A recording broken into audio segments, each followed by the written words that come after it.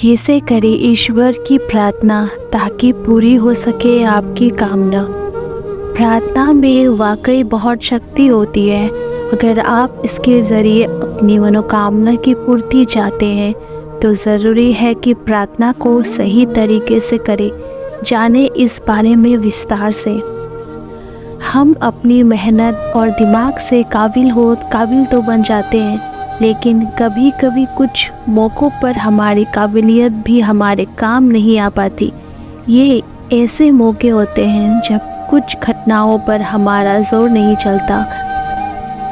इसी को हम अपने जीवन में बुरा दौर कहते हैं, और इंसान की फितरत ही ऐसी है कि बुरे दौर में ही उसे ईश्वर की याद आती है। तब वो उनकी शरण जाकर उनसे अपनी कामना पूर्ति की प्रार्थना करने लगते हैं। लेकिन एक बात आपने ज़रूर मानेंगे कि ईश्वर सभी की प्रार्थना भी नहीं सुनता।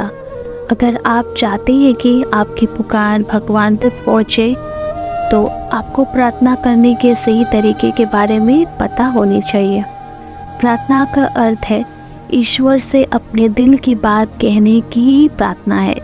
इसे व्यक्ति अपने या दूसरे की इच्छा पूर्ति का प्रयास करना है। वैसे तंत्र मंत्र ध्यान और जाप भी प्रार्थना का ही एक रूप है।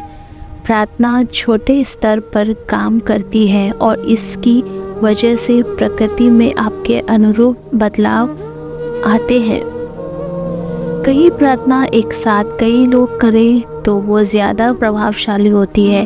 एक साथ प्रार्थना करने पर प्रकृति में तेजी से बदलाव होता है।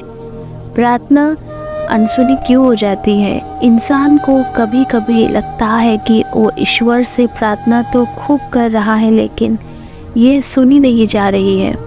अगर आप इस स्थिति में हैं तो हम आपको बताते हैं कि आखिर क्यों कभी कभी प्रार्थनाएं नाकाम हो जाती है। पहले आप ये समझ लीजिए कि व्यवसाय और लेन देन की तरह की प्रार्थना भी असफल होती है। प्रार्थना के नाकाम होने की कुछ वजह हैं, जैसे आहार और व्यवहार पर नियंत्रण न रखने से प्रार्थना नाकाम होती है।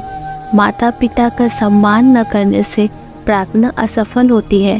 प्रार्थना से आपका ही नुकसान हो रहा तो भी प्रार्थना नाकाम हो जाती है। अंतकृत प्रार्थना भी असफल हो जाती है। प्रार्थना के नियम क्या है आपको बताते हैं। सही तरीके से की गई प्रार्थना जीवन में चमत्कारी बदलाव लाती है। प्रार्थना सरल और साफ तरीके से की जानी चाहिए और आसानी से बोली जाने वाली प्रार्थना करनी चाहिए। शांत वातावरण में प्रार्थना करना सबसे बढ़िया होता है। खास तौर पर मध्य रात्रि में प्रार्थना जल्दी स्वीकार हो जाती है। प्रार्थना को रोज एक ही समय पर करना अच्छा होता है। वही दूसरे के नुकसान के उद्देश्य से ये फिर अत्यधिक प्रार्थना मत करें। दूसरे के लिए प्रार्थना करने से पहले उसके बारे में सोचें और फिर प्रार्थना शुरू करें। अगर आपने ये नियम अपनाया तो यकीन माने कि आपकी प्रार्थना चाहे धन की हो या संतान या फिर नौकरी की, ये पूरी ज़रूर होगी। प्रार्थना करने का तरीका। आपकी प्रार्थना आपके इष्ट स्वीकार करें, इसके लिए कुछ नियमों के साथ प्रार्थना करनी चाहिए। जाने इन नियमों के बारे में। सबसे पहले एक एकांत स्थान में बैठें। उसके बाद अपनी रीढ़ की हड्डी को बिल्कुल सीधा रखें। फिर सबसे पहले अपने इष्ट गुरु या ईश्वर का ध्यान करें, साईं बाबा का ध्यान करें। उसके बाद जो प्रार्थना करनी है उसे करें। अपनी प्रार्थना को गोपनीय ही रखें। जब भी मौका मिले